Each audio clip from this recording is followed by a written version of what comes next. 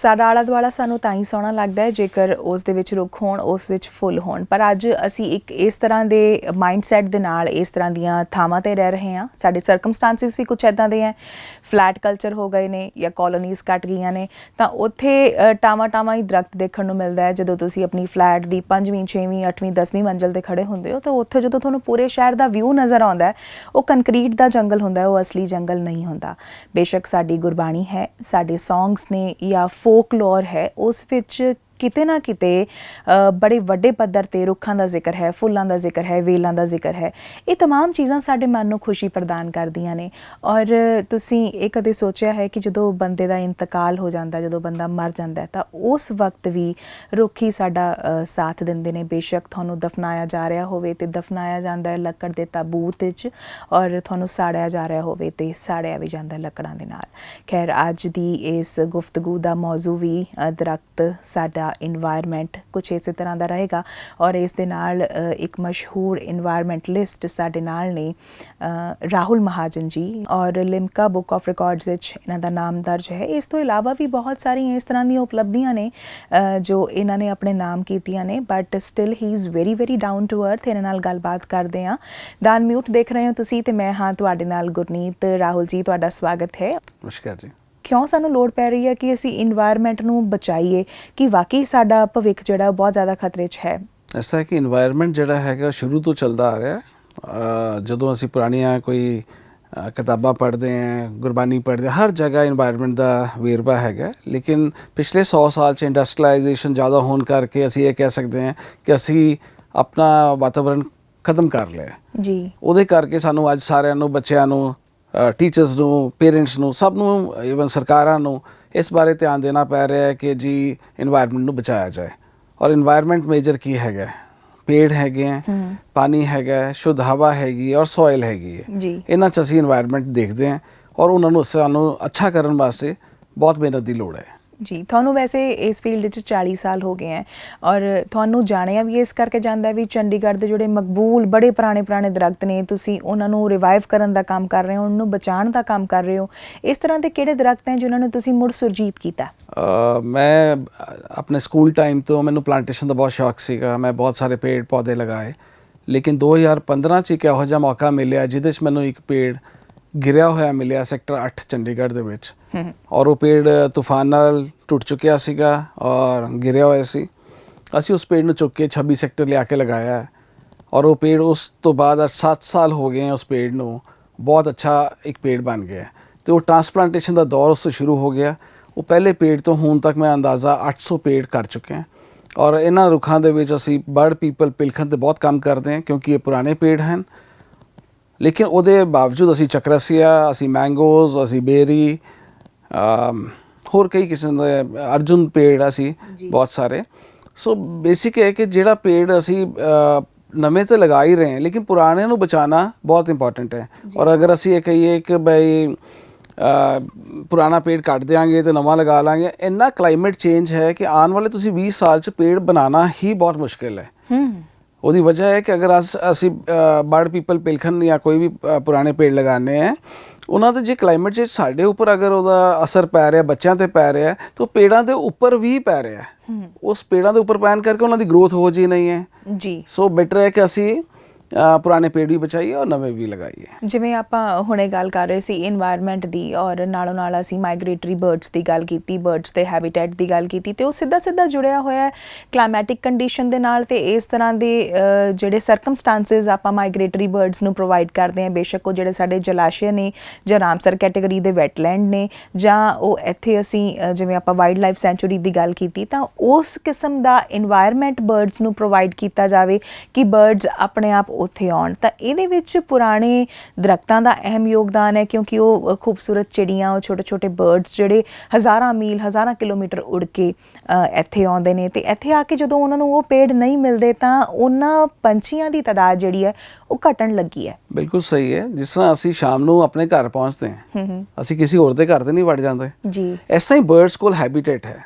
ਉਹਨਾਂ ਨੂੰ ਪਤਾ ਹੈ ਕਿ ਅਸੀਂ ਪਿਛਲੇ ਸਾਲ ਇੱਥੇ ਆਏ ਸੀ, ਇਸ ਮਾਹੌਲ 'ਚ ਆਏ ਸੀ। ਉਹਨਾਂ ਦੀ ਆਈਡੈਂਟੀਫਿਕੇਸ਼ਨ ਬਹੁਤ ਸਟਰੋਂਗ ਹੈ, ਉਹਨਾਂ ਦੀ ਆਈ ਬਹੁਤ ਸਟਰੋਂਗ ਹੈ, ਉਹਨਾਂ ਦਾ ਆਪਣਾ ਸਿਸਟਮ ਹੈਗਾ ਕਿ ਉਹ ਆਪਣੇ ਹੈਬੀਟੇਟ ਨੂੰ ਲੱਭਦੇ ਹੈ।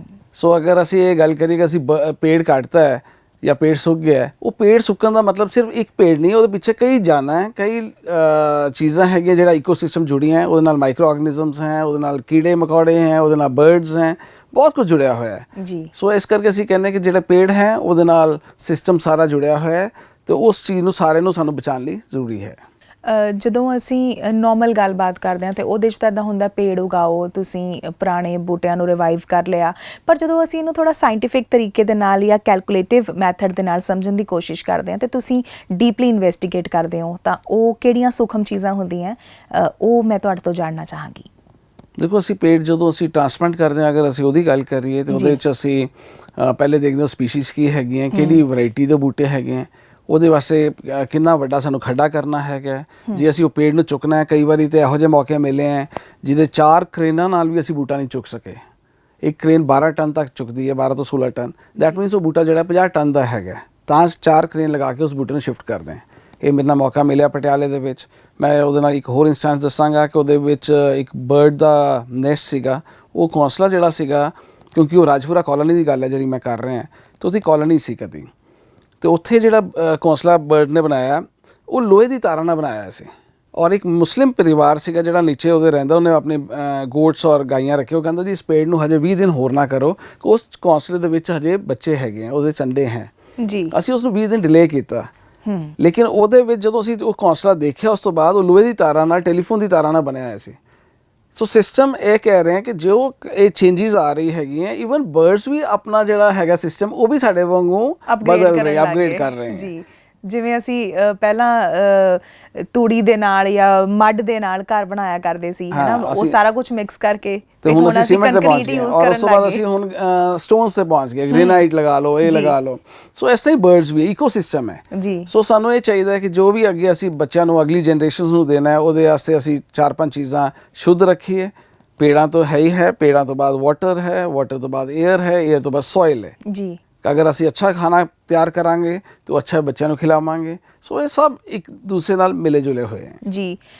ਰਾਹੁਲ ਜੀ, ਜਿੱਥੇ ਰਿਵਾਈਵਲ ਦੀ ਗੱਲ ਆਉਂਦੀ ਹੈ, ਉੱਥੇ ਨਾਲ ਦੀ ਨਾਲ ਐਕਸਟਿੰਕਸ਼ਨ ਦੀ ਵੀ ਗੱਲ ਆਉਂਦੀ ਹੈ। ਐਕਸਟਿੰਕਟ ਸਪੀਸ਼ੀਜ਼ ਕਿਹੜੀ ਪਲਾਂਟਸ ਦੀਆਂ ਜਿਹੜੀਆਂ ਬਿਲਕੁਲ ਹੀ ਖਤਮ ਹੋ ਚੁੱਕੀਆਂ ਇੰਡੀਆ ਦੇ ਵਿੱਚੋਂ, ਖਾਸ ਕਰ ਪੰਜਾਬ 'ਚੋਂ? ਦੇਖੋ, ਪੰਜਾਬ 'ਚ ਅਸੀਂ ਇਹ ਕੋਸ਼ਿਸ਼ ਕਰ ਰਹੇ ਹਾਂ ਪਿਛਲੇ 4 ਸਾਲ ਤੋਂ ਕਿ ਸਵਾਂਜਨੇ ਦੀ ਪਲਾਂਟੇਸ਼ਨ ਜ਼ਿਆਦਾ ਕੀਤੀ ਜਾਏ। ਸਵਾਂਜਨਾ ਮੋਰਿੰਗਾ ਓਲੀਫੇਰਾ ਅੱਜ ਕੱਲ੍ਹ ਬੜਾ ਇੱਕ ਕਾਮਨ ਜਿਹਾ ਨਾਮ ਹੈ ਜਿਹੜਾ ਬੜੇ ਬੱਚਿਆਂ ਨੂੰ ਔਨ ਨੈਟ ਕਿ ਵੀ ਇਹ ਜੀ ਸੁਪਰ ਫੂਡ ਹੈ। ਇਹ ਸਾਡਾ ਪੰਜਾਬ ਦਾ ਇੱਕ ਦੇਸੀ ਜਿਹਾ ਬੂਟਾ ਸੀਗਾ ਜੀ। ਇਹਦੇ ਬਹੁਤ ਜ਼ਿਆਦਾ ਇਹਦੇ ਬਾਰੇ ਲਿਖਿਆ ਵੀ ਗਿਆ ਹੈਗਾ।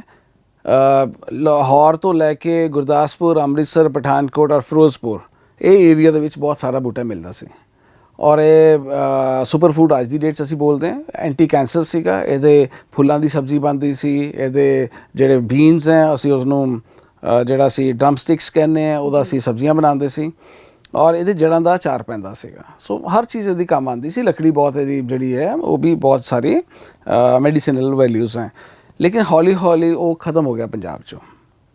ਪਿਛਲੇ 20-25-30 ਸਾਲ 'ਚ ਹਾਰਡਲੀ ਉਹਦੇ ਬੂਟੇ ਰਹਿ ਗਏ, ਔਰ ਬੂਟੇ ਸਾਊਥ ਇੰਡੀਆ 'ਚ ਪਹੁੰਚ ਗਏ। ਸਾਊਥ ਇੰਡੀਅਨਸ ਦੇ ਵਿੱਚ ਅੱਜ ਵੀ ਕੈਂਸਰ ਰੇਟ ਬਹੁਤ ਘੱਟ ਹੈਗਾ। ਉਹਦੀ ਵਜ੍ਹਾ ਹੈ ਕਿ ਉਹ ਹਰ ਰੋਜ਼ ਕੁਕਿੰਗ ਦੇ ਵਿੱਚ ਇਹਦੇ ਪੱਤਿਆਂ ਨੂੰ ਯੂਜ਼ ਕਰਦੇ ਹੈ, ਤੜਕਾ ਲਗਾਉਂਦੇ ਉਹਦੇ 'ਚ ਪਾਉਂਦੇ ਹੈ। ਸੋ ਇਹੀ ਚੀਜ਼ਾਂ ਹੈਗੀਆਂ ਕਿ ਜਿਹੜੇ ਵੀ ਪੇੜਾਂ ਦੀ ਅਸੀਂ ਰਿਵਾਈਵ, ਹੁਣ ਚੰਡੀਗੜ੍ਹ ਦੇ ਵਿੱਚ ਜੇ ਮੈਂ ਅਸੀਂ ਗੱਲ ਕਰੀਏ, ਚੰਡੀਗੜ੍ਹ ਦਾ ਸਟੇਟ ਫਲਾਵਰ ਹੈ ਪਲਾਸ਼, ਜਿਹਨੂੰ ਅਸੀਂ ਢਾਕ ਵੀ ਕਹਿੰਦੇ ਹਾਂ, ਢਾਕ ਕੇ 3 ਪਾਤ। ਹੁਣ ਉਹ ਢਾਕ ਵੀ ਖਤਮ ਹੋ ਗਿਆ। ਸੋ ਇਹ ਚੀਜ਼ਾਂ ਲੋਕਾਂ ਨੂੰ ਚਾਹੀਦਾ ਆਪਣੇ ਇਨਵਾਇਰਨਮੈਂਟ ਨੂੰ ਬਚਾਉਣ ਲਈ। ਇਹ ਸਾਡੇ ਵਰਗੇ ਜਿਹੜੇ ਆਪਣੇ ਆਪ ਨੂੰ ਇਨਵਾਇਰਨਮੈਂਟਲਿਸਟ ਕਹਿੰਦੇ, ਉਹਨਾਂ ਦਾ ਵੀ ਧਿਆਨ ਹੋਣਾ ਚਾਹੀਦਾ ਕਿ ਅਸੀਂ ਇਹ ਬੂਟੇ ਪੂਰੇ ਕਰੀਏ, ਔਰ ਸਰਕਾਰ ਨੂੰ ਵੀ ਚਾਹੀਦਾ ਹੈ ਕਿ ਸਾਡੇ ਜਿਹੜੀ ਲੋਕਲ ਸਪੀਸ਼ੀਜ਼ ਜਿਹਨੂੰ ਅਸੀਂ ਨੇਟਿਵ ਟਰੀਜ਼ ਕਹਿੰਦੇ ਹਾਂ, ਉਹ ਰੁੱਖ ਜਿਹੜੇ ਹੈ ਉਹ ਖਤਮ ਨਾ ਹੋਣ ਜੀ। ਢੱਕ ਦੀ ਗੱਲ ਕੀਤੀ ਤੇ ਗੁਰਦੁਆਰਾ ਢੱਕੀ ਸਾਹਿਬ ਸਾਡੇ ਕੋਲ ਮੌਜੂਦ ਹੈ। ਗੁਰਦੁਆਰਾ ਅੰਬ ਸਾਹਿਬ ਬੜਾ ਫੇਮਸ ਮੋਹਾਲੀ ਦਾ ਗੁਰਦੁਆਰਾ ਸਾਹਿਬ ਹੈ। ਸੋ ਇਸੇ ਕਰਕੇ ਸਿੱਖ ਧਰਮ ਦੇ ਵਿੱਚ ਤਾਂ ਇਨਵਾਇਰਨਮੈਂਟ ਵਾਸਤੇ ਬਹੁਤ ਸਾਰਾ ਕੁਝ ਇਸ ਤਰ੍ਹਾਂ ਦੇ ਸਾਨੂੰ ਕੋਟਸ ਹੋਣ ਤਾਂ ਆਮ ਹੀ ਮਿਲ ਜਾਂਦੇ ਹੈ। ਆਪਾਂ ਗੱਲ ਕਰ ਰਹੇ ਸੀ ਕਿ ਚੰਡੀਗੜ੍ਹ ਦੀਆਂ ਕੁਝ ਗਲੀਆਂ ਵੀ ਸੀ ਜਿਨ੍ਹਾਂ ਦਾ ਨਾਮ ਇਮਲੀ ਗਲੀ ਜਾਂ ਕੁਝ ਇਸ ਤਰ੍ਹਾਂ ਦੀਆਂ ਪੁਰਾਣੇ ਦਰਖਤਾਂ ਦੇ ਨਾਮ 'ਤੇ ਉਹਨਾਂ ਗਲੀਆਂ ਦਾ ਜਾਂ ਉਹਨਾਂ ਰੋਡਸ ਦਾ ਨਾਮ ਰੱਖਿਆ ਗਿਆ ਸੀ। ਉਹ ਹੋਰ ਕਿਹੜੀਆਂ ਨੇ? ਬਹੁਤ ਸਾਰੀ ਸੜਕਾਂ ਇਹੋ ਜਿਹੀਆਂ, ਕਿਉਂਕਿ 80s ਦੇ ਵਿੱਚ ਜਦੋਂ ਜਿਹੜੇ EMPLOYEES ਸੀਗੇ ਹਾਰਟੀਕਲਚਰ ਡਿਪਾਰਟਮੈਂਟ ਦੇ, ਉਹ ਇੱਕ ਅਨਪੜ੍ਹ ਕਿਸਮ ਦੇ ਮਾਲੀ ਹੁੰਦੇ ਸੀਗੇ। ਅਗਰ ਅਸੀਂ ਗੱਲ 70 ਦੀ ਕਰੀਏ, 75 ਦੀ ਕਰੀਏ, ਜਦੋਂ ਪਲਾਂਟੇਸ਼ਨ ਹੋ ਰਹੀ ਸੀ ਤਾਂ ਸਾਡੀ ਜਿਹੜੀ ਰੋਡ ਸੀਗੀਆਂ, ਓਰੀਜਨਲ ਜਿਹੜਾ 30 ਸੈਕਟਰ ਤੱਕ ਦਾ ਮੈਪ ਹੈਗਾ ਜਿਹੜਾ ਅਸੀਂ ਕਹਿੰਦੇ ਹਾਂ ਪੁਰਾਣਾ, ਉਹਦੇ ਵਿੱਚ ਰੋਡਸ, ਹਰੇਕ ਰੋਡ, ਇਮਲੀ ਰੋਡ ਸੀਗੀ ਉਸ 'ਚ, ਮਹੋਗਨੀ ਰੋਡ ਸੀਗੀ ਉਸ 'ਚ, ਮਰੋੜ ਫਲੀ ਦੀ ਰੋਡ ਹੈਗੀ ਹੈ ਉਹਦੇ ਵਿੱਚ, ਤੁਨ ਦੀ ਰੋਡ ਹੈਗੀ ਹੈ ਉਹਦੇ 'ਚ, ਕੈਸੀਆ ਫਿਸਚੂਲਾ ਦੀ ਰੋਡ ਹੈਗੀ ਹੈ। ਸੋ ਉਸ ਐਕਸ਼ਨ ਨੂੰ ਜਾਂ ਆਫਿਸਰ ਨੂੰ ਈਜ਼ੀ ਹੁੰਦਾ ਸੀ, ਮਾਲੀ ਨੂੰ ਕਹਿਣਾ ਕਿ ਜੀ ਜਾਓ ਤੁਸੀਂ ਮੋਹਾਗਨੀ ਰੋਡ ਤੇ ਚਲੇ ਜਾਓ, ਉੱਥੇ ਜਾ ਕੇ ਕੰਮ ਕਰਨਾ ਹੈ, ਤੁਸੀਂ ਇਮਲੀ ਰੋਡ ਤੇ ਚਲੇ ਜਾਓ, ਉੱਥੇ ਜਾ ਕੇ ਕੰਮ ਕਰਨਾ ਹੈ। ਉਹ ਈਜ਼ੀਲੀ ਅੰਡਰਸਟੈਂਡ ਕਰਦੇ ਸੀ। ਜਿੱਦਾਂ ਜਿੱਦਾਂ ਡਿਵੈਲਪਮੈਂਟ ਹੋਈ, ਬੋਰਡਸ ਲੱਗਣੇ ਸ਼ੁਰੂ ਹੋ ਗਏ। ਬੋਰਡ ਲੱਗਣ ਤੋਂ ਬਾਅਦ ਅਸੀਂ ਕਹਿਣ ਲੱਗੇ, ਸੈਕਟਰ ਵੀ ਮਸ਼ਹੂਰ ਹੋਣੇ ਸ਼ੁਰੂ ਹੋ ਗਏ, ਕਿਉਂਕਿ ਪਹਿਲੇ ਤਾਂ ਚੰਡੀਗੜ੍ਹ 'ਚ ਹੀ ਸੈਕਟਰ ਹੁੰਦੇ ਸੀ, ਗਲੀਆਂ ਤਾਂ ਪੂਰੇ ਪੰਜਾਬ 'ਚ ਗਲੀਆਂ ਸੀਗੀਆਂ।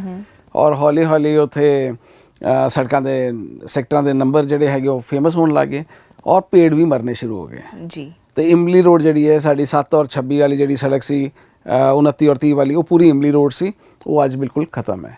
ਸੋ ਇਸ ਤਰ੍ਹਾਂ ਹੀ ਬਾਕੀ ਵੀ ਖਤਮ ਹੋ ਜਾਣਗੀਆਂ ਅਗਰ ਅਸੀਂ ਬੂਟਿਆਂ 'ਤੇ ਧਿਆਨ ਨਹੀਂ ਦਿਆਂਗੇ ਜੀ। MS ਰੰਧਾਵਾ ਦੇ ਪਰਿਵਾਰ ਦੇ ਨਾਲ ਔਰ ਉਹਨਾਂ ਦੇ ਨਾਲ ਤੁਹਾਡੀ ਕਾਫੀ ਜ਼ਿਆਦਾ ਨੇੜਤਾ ਰਹੀ, ਤੇ MS ਰੰਧਾਵਾ ਦਾ ਚੰਡੀਗੜ੍ਹ ਦੀ ਦਿੱਖ ਨੂੰ ਸੁਧਾਰਨ ਦੇ ਵਿੱਚ ਜਾਂ ਚੰਡੀਗੜ੍ਹ ਦੀ ਡਿਵੈਲਪਮੈਂਟ ਦੇ ਵਿੱਚ ਕਾਫੀ ਵੱਡਾ ਯੋਗਦਾਨ ਹੈ, ਕਾਫੀ ਵੱਡਾ ਨਾਮ ਹੈ ਆਪਣੇ ਆਪ ਦੇ ਵਿੱਚ।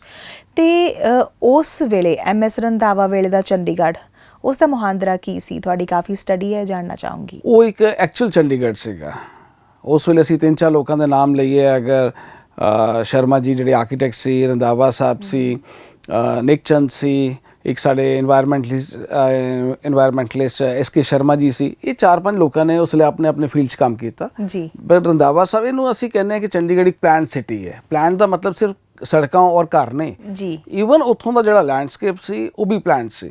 ਉਹਨਾਂ ਨੇ ਆਪਣੇ ਤਰੀਕੇ ਨਾਲ, ਤੁਸੀਂ ਦੇਖੋ ਇੰਨੇ ਬੂਟੇ ਸੜਕਾਂ 'ਤੇ ਲੱਗੇ ਹੋਏ ਹੈ, ਘਰਾਂ 'ਚ ਲੱਗੇ ਹੈ, ਪਾਰਕਾਂ 'ਚ ਲੱਗੇ ਹੈ, ਜਿਹੜੇ ਫਰੂਟ ਪਲਾਂਟ ਸੀਗੇ। ਉਹ ਫਰੂਟ ਪਲਾਂਟ ਸਿਰਫ ਲੋਕਾਂ ਵਾਸਤੇ ਨਹੀਂ ਸੀ, ਈਵਨ ਗਰੀਬ ਲੋਕੀ ਜਿਹੜੇ ਜਾਮੁਨ ਖਾਂਦੇ ਸੀਗੇ, ਸ਼ਹਿਤੂਤ ਖਾਂਦੇ ਸੀ, ਉਹ ਤੋੜ ਕੇ ਲੈ ਜਾਂਦੇ ਸੀਗੇ। ਉਸ ਤੋਂ ਬਾਅਦ ਬਰਡਸ ਖਾਂਦੀਆਂ ਸੀ। ਚੰਡੀਗੜ੍ਹ ਬਹੁਤ ਸਾਰੀ ਬਰਡਸ ਹੈ। ਸੋ ਅਸੀਂ ਇਹ ਕਹੀਏ ਕਿ ਰੰਧਾਵਾ ਸਾਹਿਬ ਨੇ ਸਾਨੂੰ ਸ਼ਹਿਰ ਵਾਸਤੇ ਕੀ ਦਿੱਤਾ ਹੈ। ਅਗਰ ਅਸੀਂ ਇਹ ਕਹੀਏ ਕਿ ਉਹਨਾਂ ਦੇ ਬਿਨਾਂ ਇਹ ਸ਼ਹਿਰ ਪੂਰਾ ਹੀ ਨਹੀਂ ਹੋ ਸਕਦਾ ਸੀ। ਔਰ ਜੋ ਲੋਕਲ ਚੀਜ਼ਾਂ ਸੀਗੀਆਂ ਜਿਹੜੀ ਲੀ ਕਾਬਿਜ਼ ਸਾਹਿਬ ਨੂੰ ਜਿਹੜੀਆਂ ਪ੍ਰੋਵਾਈਡ ਕੀਤੀ ਗਈਆਂ, ਉਹ ਰੰਧਾਵਾ ਸਾਹਿਬ ਵੱਲੋਂ ਹੀ ਸੀ। ਸੋ ਦੋਨਾਂ ਦਾ ਇੱਕ ਕੰਬੀਨੇਸ਼ਨ ਸੀ ਕਿ ਇੰਨਾ ਵਧੀਆ ਸ਼ਹਿਰ ਤਿਆਰ ਹੋਇਆ ਜੀ। ਹੁਣ ਬੇਸਿਕਲੀ ਤੁਹਾਡੀ ਗੱਲ ਕਰੀਏ ਤਾਂ ਤੁਸੀਂ ਜਿਸ ਕਿਸਮ ਦੇ ਕੰਮਾਂ ਨਾਲ ਜੁੜੇ ਹੋ, ਜਿਹੜੇ NGO ਦੇ ਨਾਲ ਜੁੜੇ ਹੋ, ਖਾਸ ਕਰ ਤੁਸੀਂ ਉਹਨਾਂ ਲੋਕਾਂ ਵਾਸਤੇ ਕੰਮ ਕਰ ਰਹੇ ਹੋ ਜਿਹੜੇ ਜ਼ਮੀਨ ਨਾਲ ਜੁੜੇ ਹੋਏ ਨੇ, ਜਿਹੜੇ ਮਿੱਟੀ ਨਾਲ ਜੁੜੇ ਹੋਏ ਨੇ। ਜਦੋਂ ਇਸ ਕਿਸਮ ਦੇ ਬੱਚਿਆਂ ਨੂੰ ਪਲਾਂਟਸ ਦਿੱਤੇ ਜਾਂਦੇ ਹੈ ਤਾਂ ਕਿਸ ਤਰ੍ਹਾਂ ਦੀ ਕੈਫੀਅਤ ਹੁੰਦੀ ਹੈ? ਬੱਚੇ ਵਾਕਈ ਉਸੇ ਤਰ੍ਹਾਂ ਉਹਨਾਂ ਤਮਾਮ ਚੀਜ਼ਾਂ ਨੂੰ ਫੋਲੋ ਕਰਦੇ ਆ ਜਿਵੇਂ ਉਹਨੂੰ ਸਮਝਾਇਆ ਜਾਂਦਾ, ਜਾਂ ਜਿਵੇਂ ਅਸੀਂ ਸਟ੍ਰਾਬੇਰੀਜ਼ ਦੀ ਗੱਲ ਕੀਤੀ ਜਾਂ ਜਿਵੇਂ ਅਸੀਂ ਮੂੰਗਫਲੀ ਦੀ ਗੱਲ ਕੀਤੀ, ਤੇ ਆਪਣੇ ਆਪ 'ਚ ਸੁਣਨਾ, ਇਹ ਸੁਣਨਾ ਮਹਿਜ਼ ਹੀ ਬੜਾ ਸਕੂਨ ਦੇ ਹੈ, ਤੇ ਦੇਖਣਾ ਕਿੰਨਾ ਖੁਸ਼ਹਾਲੀ ਭਰਿਆ ਹੋਏਗਾ।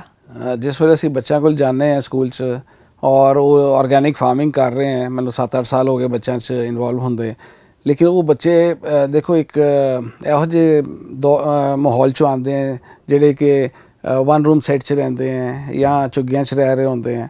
ਔਰ ਜਿਸ ਵੇਲੇ ਉਹ ਸਟ੍ਰਾਬੇਰੀਜ਼ ਗਰੋ ਕਰਦੇ ਹੈ ਔਰ ਸਟ੍ਰਾਬੇਰੀਜ਼ ਗਰੋ ਕਰਕੇ ਉਹਨਾਂ ਦੀ ਖੁਸ਼ੀ ਹੁੰਦੀ ਹੈ ਕਿ ਇੱਕ ਮੈਂ ਸਟ੍ਰਾਬੇਰੀ ਦਿਖਾ ਰਹੇ ਹਾਂ ਤੋੜ ਕੇ ਕਿ ਵੀ ਅਸੀਂ, ਔਰ ਲੰਚ ਦੇ ਵਿੱਚ ਉਹ ਡਿਫਰੈਂਟ ਸੈਲਡਸ ਖਾ ਰਹੇ ਹਾਂ ਜਿਹਦੇ 'ਚ ਅਸੀਂ ਲਾਲ ਮੂਲੀ, ਉਹਦੇ ਵਿੱਚ ਨੋਲ ਕੋਲ ਜਿਹਨੂੰ ਅਸੀਂ ਗੰਢ ਗੋਭੀ ਕਹਿੰਦੇ ਹਾਂ, ਜਾਂ ਹੋਰ ਚੀਜ਼ਾਂ ਅਸੀਂ ਤਿਆਰ ਕਰਦੇ ਹਾਂ, ਚੁਕੰਦਰ ਹੈ।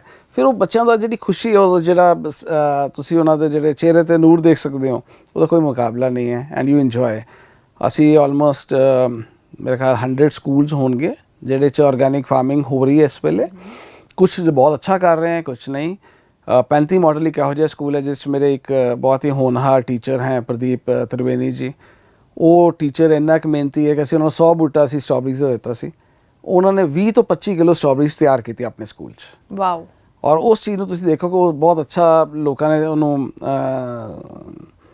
ਜਿਹੜਾ ਉਹਨਾਂ ਦਾ ਮਿਹਨਤ ਸੀਗੀ ਉਹ ਕੰਮ ਆਈ। ਬੱਚਿਆਂ ਦੇ ਵਿੱਚ ਸਟ੍ਰਾਬੇਰੀਜ਼ ਖਾਣ ਨੂੰ ਮਿਲੀਆਂ, ਦੇਖਣ ਨੂੰ ਮਿਲੀਆਂ।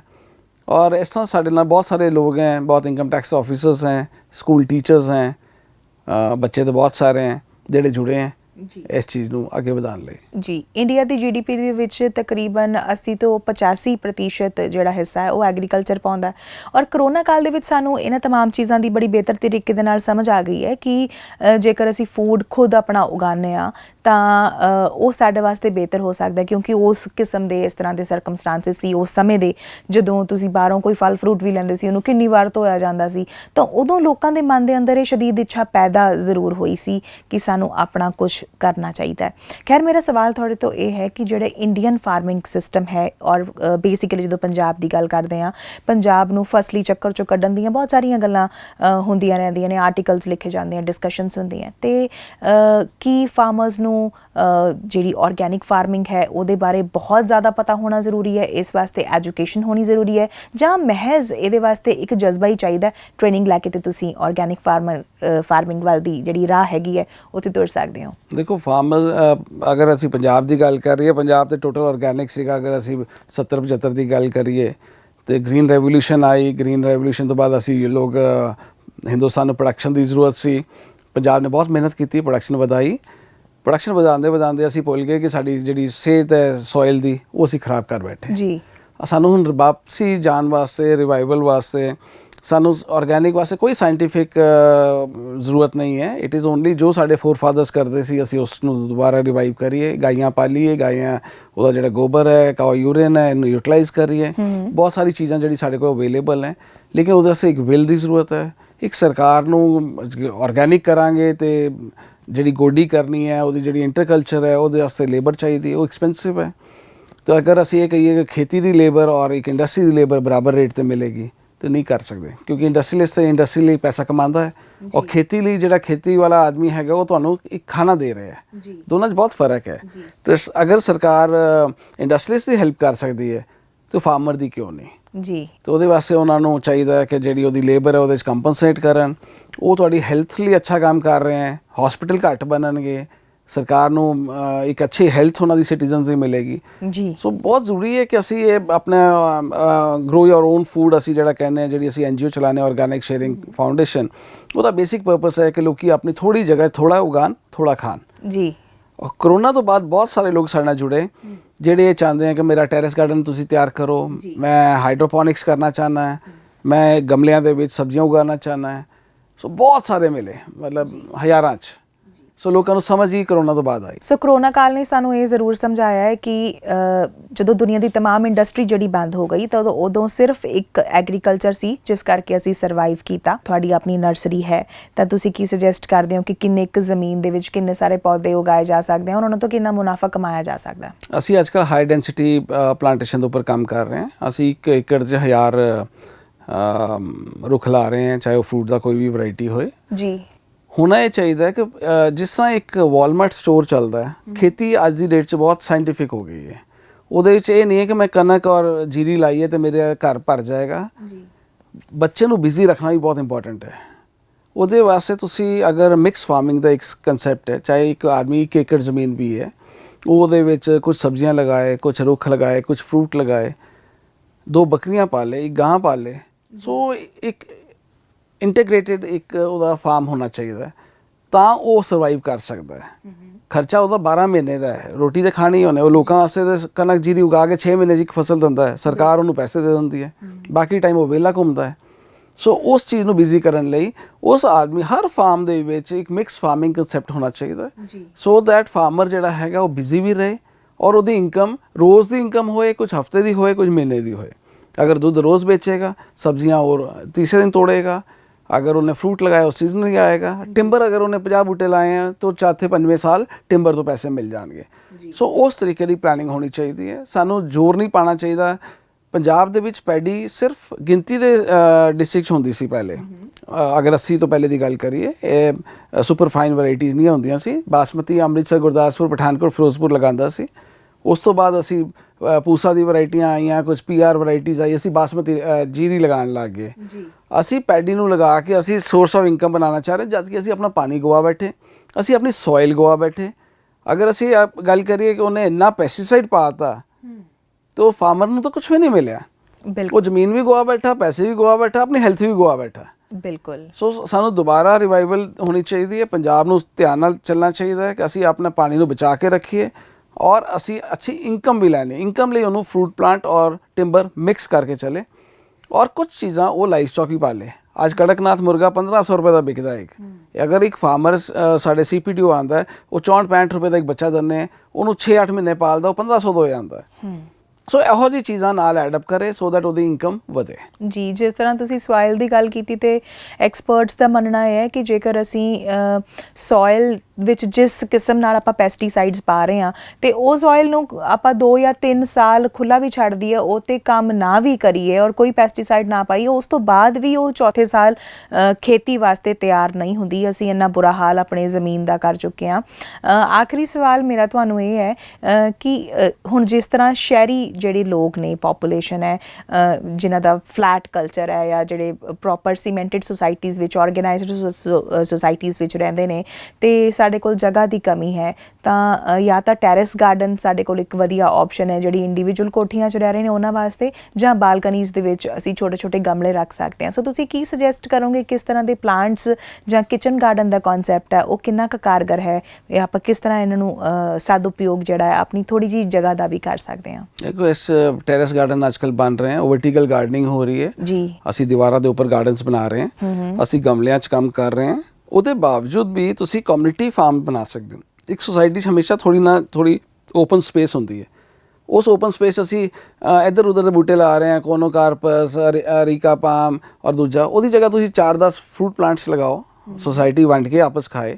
ਜੀ, ਤੁਸੀਂ ਥੋੜੇ ਜਿਹੀ ਸਬਜ਼ੀਆਂ ਲਗਾਓ, ਇੱਕ ਕਮਿਊਨਿਟੀ ਇਕੱਠਾ ਕਰਕੇ ਉਹਨਾਂ ਨੂੰ ਕਰੋ, ਬੱਚਿਆਂ ਨੂੰ ਨਾਲ ਜੋੜੋ। ਇਹੋ ਜਿਹਾ ਮੈਂ ਇੰਸਟੈਂਸ ਦੱਸਦਾ ਤੁਹਾਨੂੰ ਕਿ ਅਸੀਂ 4-5 ਸਾਲ ਪਹਿਲੇ ਅਸੀਂ ਕੁਝ ਡਾਕਟਰਸ ਹੈਗੇ, ਉਹਨਾਂ ਨਾਲ ਅਸੀਂ 4 ਏਕੜ 'ਚ ਖੇਤੀ ਸ਼ੁਰੂ ਕੀਤੀ ਜੀ। ਉੱਥੇ ਜੋ ਵੀ ਪ੍ਰੋਡਿਊਸ ਹੁੰਦੀ ਹੈ ਉਹ ਉਹਨਾਂ ਡਾਕਟਰਸ ਦੀ ਫੈਮਿਲੀਜ਼ ਲਈ ਜਾਂਦਾ ਹੈ।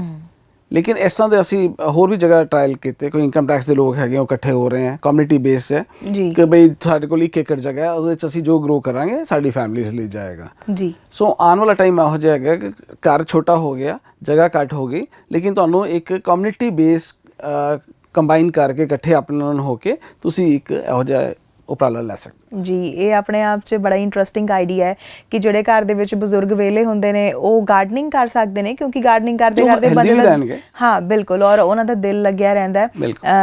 ਤੁਹਾਡੇ ਨਾਲ ਗੱਲਬਾਤ ਕਰਕੇ ਬੜਾ ਮਜ਼ਾ ਆਇਆ। ਜਾਂਦੇ ਜਾਂਦੇ ਇਹ ਜ਼ਰੂਰ ਦੱਸੋ ਕਿ 40 ਸਾਲ ਤੁਹਾਨੂੰ ਇਹ ਕੰਮ ਕਰਦੇ ਹੋਗੇ, ਤੁਸੀਂ ਦਰਖਤਾਂ ਦੇ ਨਾਲ, ਬੂਟਿਆਂ ਦੇ ਨਾਲ ਆਪਣਾ ਕਿਸ ਤਰ੍ਹਾਂ ਦਾ ਰਿਲੇਸ਼ਨ ਫੀਲ ਕਰਦੇ ਹੋ? ਜਿਵੇਂ ਜੈਪਨੀਜ਼ ਕਹਿੰਦੇ ਹੈ ਵੀ ਉਹ ਬੂਟਿਆਂ ਦੇ ਕੋਲ ਉੱਚਾ ਨਹੀਂ ਬੋਲਦੇ, ਉਹਨੂੰ ਇੱਦਾਂ ਵੀ ਇਹ ਸੈਂਸ ਕਰਦੇ ਹੈ, ਜਾਂ ਅਸੀਂ ਵੀ ਮੰਨਦੇ ਹਾਂ ਵੀ ਇਹ ਲਿਵਿੰਗ ਕ੍ਰੀਚਰਸ ਹਨ ਜੋ ਕਿ ਵਾਕਈ ਹੈਗੇ ਹੈ।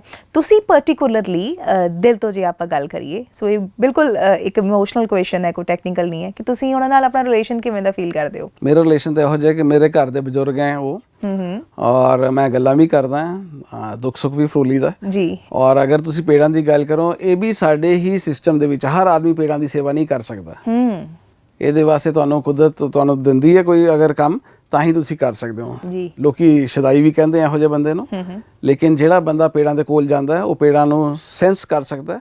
ਔਰ ਪੇੜ ਬਹੁਤ ਇੰਪੋਰਟੈਂਟ ਹੈ, ਸਾਰਿਆਂ ਨੂੰ ਪਤਾ ਹੈ, ਲੇਕਿਨ ਫਿਰ ਵੀ ਹਰ ਆਦਮੀ ਨਹੀਂ ਕਰ ਸਕਦਾ ਜੀ। ਤੇ ਇਹਦੇ ਵਾਸਤੇ ਮੈਨੂੰ 40 ਸਾਲ ਤੇ ਹੋ ਹੀ ਗਏ ਪੇੜ ਪੌਦੇ ਲਗਾਉਂਦੇ, लेकिन पेड़ों को बचाना बहुत इंपॉर्टेंट है और मैं कहूँगा कि मैक्सिमम लोगों को इस पर काम करना चाहिए जी। बहुत चंगा लगे गलबात करके और बड़ा वधिया लगे जानकारी हासिल करके। उम्मीद करदी हां कि अज दा प्रोग्राम इतों तुसी भी कुछ नवीं चीज़ां जरूर जानियां होणगियां। साडा मकसद सी प्रोग्राम नूं खास बनाउणा ते उम्मीद करदी हां कि तुसी इस प्रोग्राम नूं पसंद कीता होएगा। राहुल जी तुहाडा बहुत बहुत धन्नवाद। तुसी देखदे रहो उड़ान म्यूट। मैनूं गुरनीत नूं दिओ इजाजत। धन्नवाद।